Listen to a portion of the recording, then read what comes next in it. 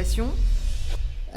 C'est vrai que c'est une bonne question. Et très honnêtement, quand on fait une keynote, on fait le plus simple. C'est-à-dire qu'on raconte une histoire. Et quand on est dirigeant d'entreprise, il y a un principe de réalité qui est qu'une fois qu'on a quitté l'estrade, la keynote, et qu'on remet les mains dans le cambouis, c'est toujours beaucoup plus compliqué. Mais ce n'est pas pour autant qu'on n'a pas moins d'énergie. Vous racontez un peu, derrière Human Inside, que l'on a voulu déployer chez Orange depuis 2017 avec Stéphane Richard, c'est aussi vous raconter l'histoire d'une entreprise. Parce que moi, je pense que tout ce qu'on a raconté ce matin ne peut pas être décorrélé de l'histoire de l'entreprise, avec ses forces, avec ses faiblesses, avec au final ce qu'elle a affronté. Et quand on repart sur l'histoire d'Orange, nous, c'est une histoire évidemment qui est un peu particulière. D'abord parce qu'en tant qu'opérateur de réseau, de télécom, nous sommes le premier opérateur et nous sommes le premier acteur à au final disrupter le monde. Nous sommes à l'origine de cette révolution numérique de par les réseaux que l'on déploie. Et parallèlement, nous avons été peut-être parmi les premiers à être disruptés et à subir de plein fouet au final ce que la transformation numérique, ce que la révolution numérique est en train d'emmener dans nos vies quotidiennes, dans les entreprises, dans l'économie, dans les pouvoirs publics, à peu près partout. Donc c'est un sujet sur lequel au final on a réfléchi très tôt et pour 3 grandes raisons. La première, d'abord, parce que l'histoire d'Orange, c'est d'abord une histoire atypique qui est la rencontre de 3 entreprises, et on l'oublie toujours, et de 3 cultures, et des cultures différentes qui se sont affrontées. Wanadu, qui a créé l'Internet, pour ceux qui s'en souviennent, Philippe s'en souvient.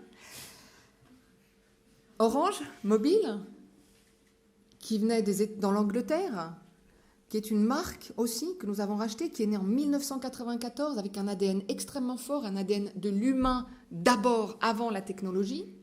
Et puis la rencontre d'un opérateur historique, France Télécom, qui a lui aussi une histoire. De ces 3 histoires, on a essayé de garder le meilleur et on a essayé de construire une entreprise qui s'appelle Orange, en ne perdant pas de vue le côté entrepreneurial, en ne perdant pas de vue l'humain qui était au cœur de la stratégie d'Orange et en gardant aussi l'ADN de service public d'un opérateur historique parce que c'est aussi une force aujourd'hui. C'est ces 3 éléments-là qui ont construit notre histoire, avec aussi, et il faut le dire, une crise sociale majeure qu'on a vécue il y a 10 ans, au moment où cette révolution numérique nous a échappé, et qui nous a permis au final aussi de nous reconstruire depuis 10 ans, et d'être aujourd'hui sans doute avec un regard à la fois très convaincu, mais aussi très humble de ce que veut dire au final essayer d'embarquer ce monde et de le transformer. Et moi, je vais peut-être essayer de vous dire, au final, comment nous, on essaye de matérialiser cette vision-là dans la gestion de l'entreprise, dans notre époque, avec notre ADN, avec notre histoire, avec aussi la problématique du business model que vous avez mis sur la table, qui est quand même difficile, parce que les entreprises ont aussi vocation à générer de la rentabilité, parce que derrière, il y a de l'emploi. Il ne faut pas non plus l'oublier, et ce n'est pas toujours le cas dans les télécoms. Donc voilà, ce n'est pas très simple. Pour moi, il y a peut-être 3 grands sujets. Il y en a beaucoup, mais il y en a 3 que j'avais envie de partager avec vous. Le premier, et il a été un peu effleuré tout à l'heure, c'est celui au final de partir de son corps social et de ses équipes. Et je pense que essayer d'être une entreprise qui a une vocation Tech for Good, c'est d'abord partir de ses équipes. Et partir de ses équipes en les accompagnant, en donnant du sens.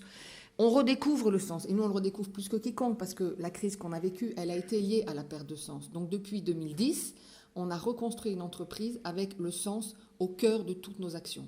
La première, elle a été déjà de faire un choix totalement orthogonal à la plupart des entreprises en 2010, c'est-à-dire de localiser la responsabilité, de décentraliser une entreprise qui avait une tendance centralisatrice extrêmement forte et de se dire au final, donner du sens. Quand on a 70 000 salariés chez Orange France, 90 000 en France, c'est de se dire que chacun qui est face aux clients, partout sur les territoires, a du sens dans le travail qu'il fait tous les jours. Donc, localiser la responsabilité, localiser nos organisations, ce qui n'est pas simple, et au final, rendre à chacun le rôle, la mission qu'il doit avoir et le sens de son travail tous les jours. Et ça, c'est pour nous peut-être le plus compliqué, mais c'est la base d'abord de notre travail. Le deuxième, ça a été évidemment aussi d'intégrer des méthodes de travail différentes, des modes de fonctionnement, d'intégrer le mode agile. Aujourd'hui, Orange est en pleine transformation sur ce mode agile. Pourquoi ? Parce que oui, il permet d'être plus rapide, d'être time to market, mais il permet surtout plus de satisfaction client, parce qu'il permet de désilotiser, ce qui est le drame de toutes les grandes entreprises, et la nôtre comme beaucoup, parce qu'au final, les organisations, elles aiment mettre dans des boîtes parce que c'est plus simple, alors que souvent aujourd'hui, la révolution numérique, elle aime au contraire, elle, abattre les cloisons et faire travailler en mode collectif. Donc, changer nos modes de fonctionnement, changer le mode de travail, intégrer du mode agile. Et aujourd'hui, on a 82% de nos équipes, on a peu près de 1000 personnes qui travaillent en mode agile, sont plus satisfaites de ces modes de fonctionnement-là que ceux du passé. Mais là aussi, c'est une transformation. Autre levier, ça a été aussi pour nous, et ça a été une chance, de par notre histoire et notre évolution démographique, beaucoup de départs en retraite, la capacité de beaucoup recruter. 20 000 jeunes ces dernières années. Et à travers ces recrutements, on en a profité évidemment pour s'ouvrir, pour créer plus de diversité dans un corps social qui était peut-être un peu plus monolithique que les autres entreprises. La diversité, c'est la diversité des parcours, la diversité des histoires, la diversité des cultures, la diversité des regards, qui nous permet aussi aujourd'hui d'être challengés à l'intérieur par la diversité de ces regards, par les jeunes générations qui sont arrivées. Là, c'est 20 000 qui poussent les lignes, qui poussent les murs, qui nous expriment des choses très claires, et notamment, effectivement, que globalement, ils ne veulent pas d'une entreprise dans laquelle ils ne croient pas, ils ne veulent pas une entreprise qui ne sera pas transparente, une entreprise qui annonce des choses et fait autre chose. Et je peux vous dire que régulièrement, que ce soit Stéphane Richard ou moi-même, ils nous rappellent à l'ordre, dès lors qu'on est en dissonance, et pas uniquement cognitive, entre ce qu'on fait et ce qu'on dit. Et globalement, ça, c'est un vrai sujet, mais c'est aussi une force d'avoir pu faire ça et de pouvoir continuer de le faire pour arriver à intégrer ces éléments-là. Et puis, on a aussi capitalisé sur une de nos forces, et là aussi, on repart de notre histoire, qui est au final que dans l'histoire d'Orange, il y a le bénévolat de la part de nos salariés fortement ancré dans notre histoire. En France, sur les 90 000 salariés, 8 000 bénévoles dans le monde associatif. Secours populaire, Force Femmes, Énergie Jeune. Ça, c'est une force pour nous et c'est une force sur laquelle on capitalise aussi. L'entreprise donne du temps, mais on capitalise dessus aussi pour écrire une nouvelle histoire et essayer de ramener du sens et peut-être de repositionner le sens de l'entreprise que nous avons. Ça, c'est pour moi d'abord partir de nos forces, de notre corps social et écrire l'histoire de l'entreprise de demain qui est disruptée dans son business model, qui est disruptée aussi par rapport à un certain nombre de sujets et qui continuera de l'être, notamment avec la data, l'IA, qui va continuer au final de nous bousculer et on en a encore pour une bonne dizaine ou vingtaine d'années. Le deuxième grand enjeu qu'on a pris et le deuxième grand levier sur lequel on travaille, c'était au final de se dire si on est une entreprise comme Orange, on a une chance folle, même si évidemment tous nos clients ne sont pas satisfaits, mais quand on en a des dizaines de millions, c'est toujours un peu compliqué, on a la confiance des clients et la marque Orange a une confiance extrêmement forte. Et donc qu'est-ce qu'on fait de cette confiance-là ? Et on a choisi de travailler deux axes qui nous paraissent forts et on les travaille non pas depuis quelques mois mais depuis 10 ans. Deux axes qui aujourd'hui rejoignent au final les sujets sociétaux et on s'en réjouit, même si au final on aurait aimé qu'ils soient réglés. Un qui est effectivement la question de l'inclusion ou de l'exclusion et deux, la question de l'empreinte environnementale.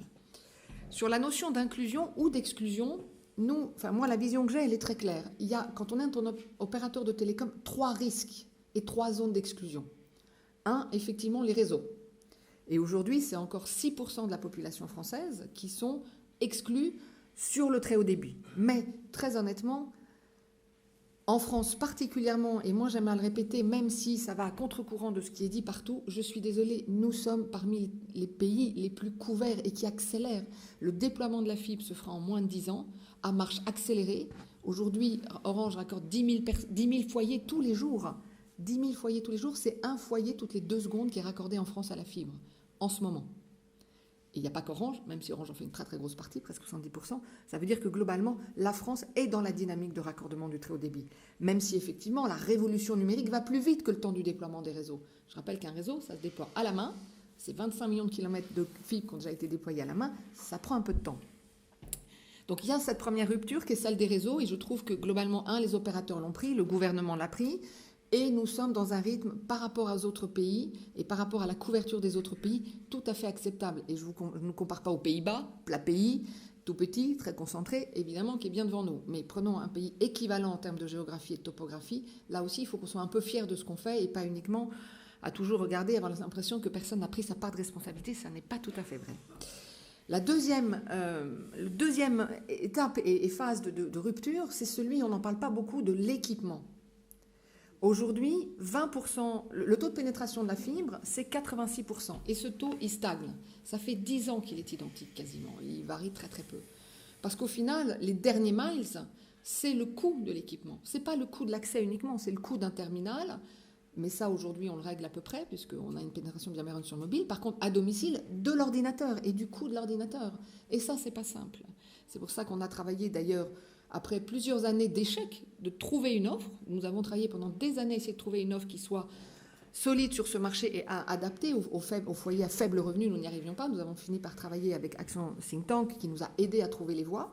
Et très honnêtement, je vais vous faire un aveu, on n'a jamais trouvé un constructeur qui nous permette d'avoir des PC à la maison abordables pour des foyers à faible revenu. Et ça fait 4 ans qu'on cherche. Donc on a changé de méthode avec l'aide de l'Action Think Tank, en pensant au final différemment les choses. Et on offre, pour un prix très modeste, au final des terminaux recyclés. Voilà. C'est la solution qu'on a fini par trouver. Mais voilà, là, c'est une étape de rupture. La troisième étape de rupture, et là, elle reprend encore à peu près 20% de la population, c'est celle de l'usage, c'est celle de l'appropriation.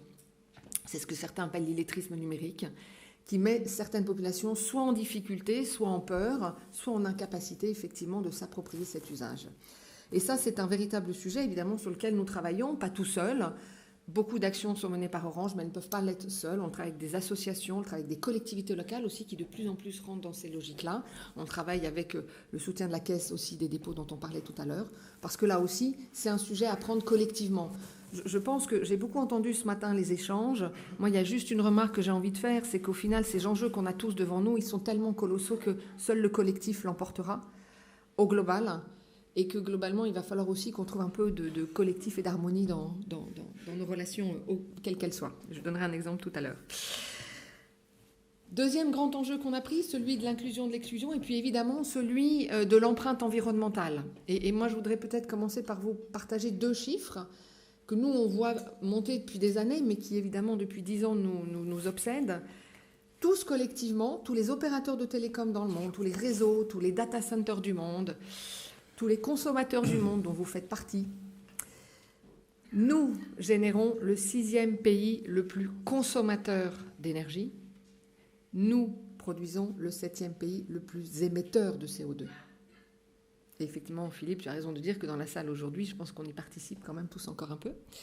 Et que c'est un vrai sujet. C'est un sujet qu'on a pris déjà il y a une dizaine d'années, qui nous amène aujourd'hui à avoir un socle assez solide, pour nous, qui a été important, parce que les 2 dernières années, on a véritablement réussi à faire des vrais efforts, malgré l'explosion des usages, de réduction de notre émission de CO2 et surtout de notre consommation électrique, presque 11% au global de l'entreprise, 10% sur nos sites stratégiques, 3% sur nos réseaux.